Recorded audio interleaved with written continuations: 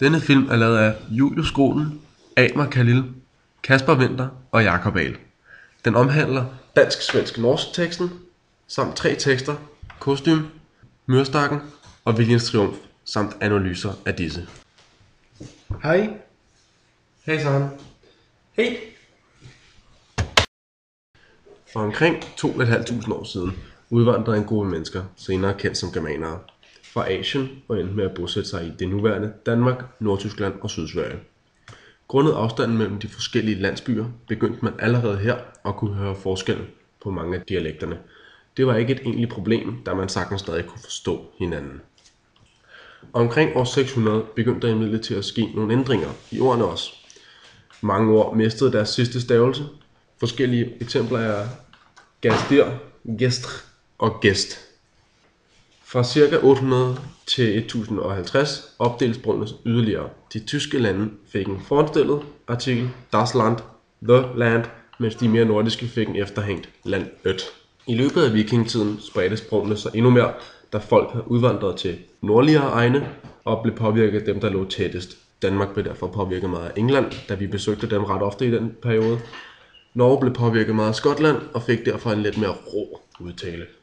I slutningen af vikingetiden begyndte man at kunne tale om definerbare sprog, hvor dansk smed næsten alle sine tvillyd væk, AE blev til æ, mens Sverige beholdt mange af sine. I 1200-tallet er dansk begyndt at bevæge sig endnu længere væk fra de andre germanske sprog. Nu blev flere af de hårde lyde erstattet af bløde konsonanter, f.eks. bog på dansk, bok på norsk og svensk. Senere blev både dansk, svensk og norsk invaderet af det tyske sprog, hvilket egentlig bare førte til, at vi kom længere væk fra hinanden, fordi det ikke var de samme ord, vi beholdte. Den udvikling fortsatte helt op til 1700-tallet. Dengang Kalmarunionen blev dannet med København som hovedstad, kunne man sagtens have forestillet sig, at dansk ville blive det eneste sprog i de 3 lande. Men det skete imidlertid ikke, og da den blev opløst, blev de 3 lande forandret. Der er også mange ord, specielt på dansk og svensk, der kan betegnes som falske venner, i det næsten samme ord forekommer på begge sprog, men betyder 2 helt forskellige ting. Rolig, rulig og uhyre, uhyre. Kostym. En historie fra Sverige af Ninni Holmqvist.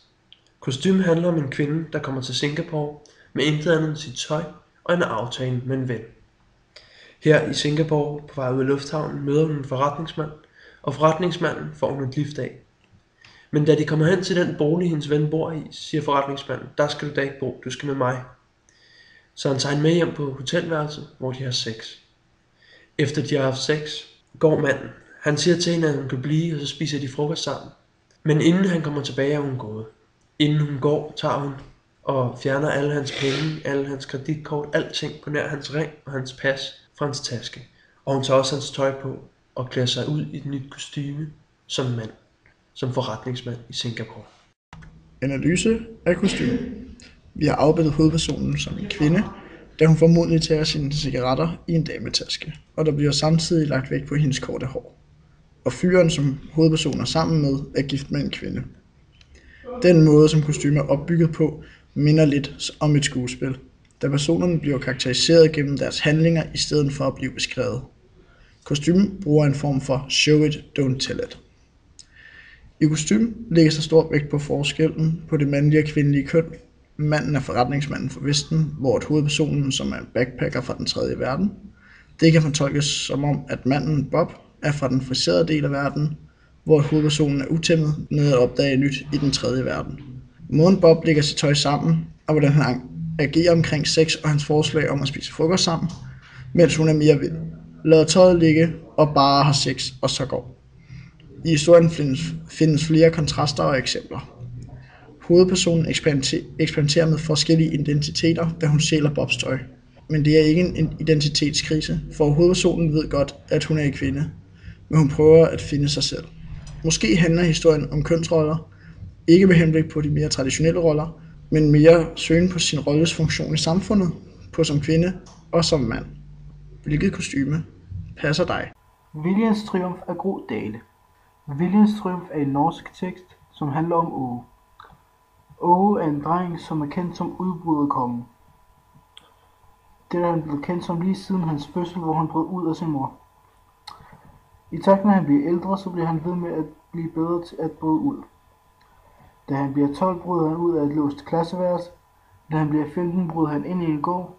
Og da han bliver 17, bryder han ind i en guldsmedsbutik og ryger i fængsel i 2 dage. Men dog så stjæler han ikke noget fra guldsmedsbutikken.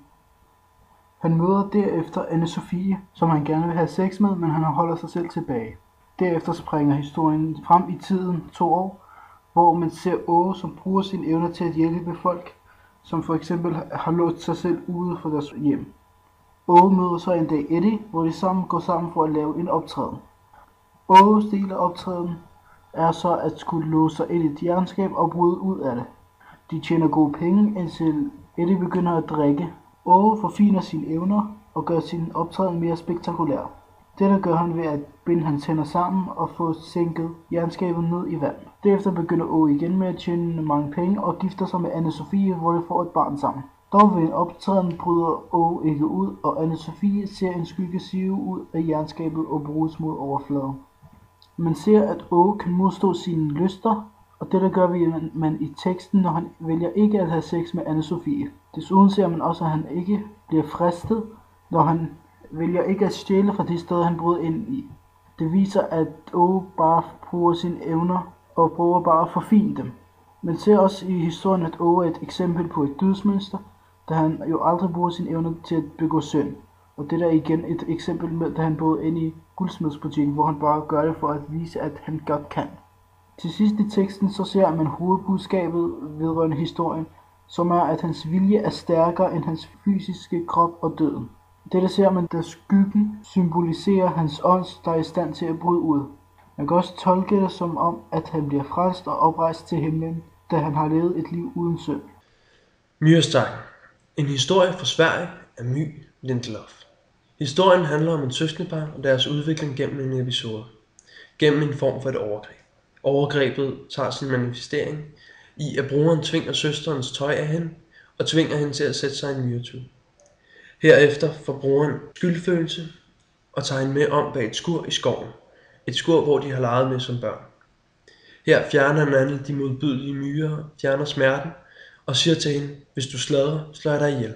Hvis du sladrer, kan vi ikke gå tilbage. Vi kan ikke gå tilbage, før du lover mig ikke at sladre. Det her lover hun, og de vender tilbage til et af de andre steder, de har været som børn. Det sted, hun elsker, at være på stranden. På vej ned til stranden finder broderen nogle geværhylstre, nogle patronhylstre, et tegn på hengivenhed, da han giver det til sin søster. Hele historien har et overordnet tema omkring overgreb, men også tilgivelse, og hvordan Gud kan tilgive alt. For som broderen starter med at sige, tilgiver Gud dem, der virkelig søger tilgivelse. Dem, der virkelig tror.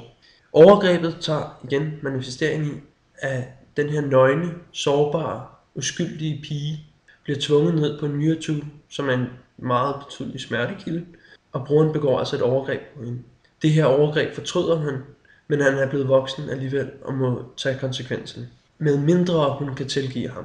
Og ved ikke at sladre, tilgiver hun ham, og til sidst, da han giver hende patronhylstrene, viser han, at han virkelig inderligt fortryder det, og Gud kan tilgive alt. Test i svenske og norske. En hollandsk forskergruppe har via videnskab.dk er i gang med at teste modersmålssprogene og tæt beslægtede sprog. Så i Danmark kan man teste sit svenske og norske, om hvor god man er til at forstå det, så vi ikke behøver at snakke svensk, hvis vores ordrepertoire er meget lille. Det kan øge handlen med tæt beslægtede sprog, som ligner vores modersmål, for så kan vi udtrykke os meget mere præcist og effektivt i forhold til handelsaftaler. Her er linket. Tak fordi I lyttede med.